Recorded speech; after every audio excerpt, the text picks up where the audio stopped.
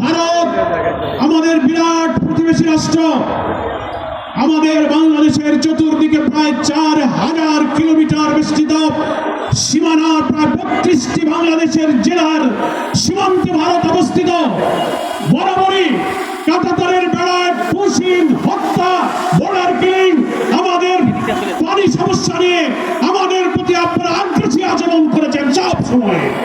কিন্তু এবার দেখতে পাচ্ছি পশ্চিমবঙ্গে বিজেপির শুভেন্দু অধিকারী মুখ্যমন্ত্রী হওয়ার পর নতুন করে আগ্রাসী ভূমিকা অবতীর্ণ হয়েছেন।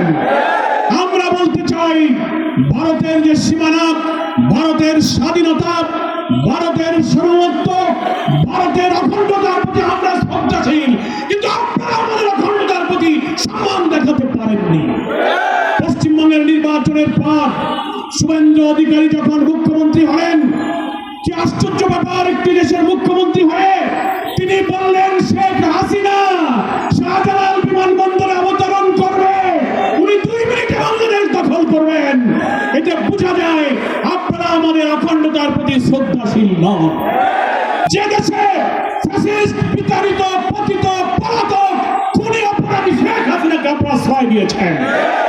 আপনারা ওসমান হাদির খুনি ফয়সালকে হাতে পেয়ে বাংলাদেশের কাছে হস্তান্তর করছেন না।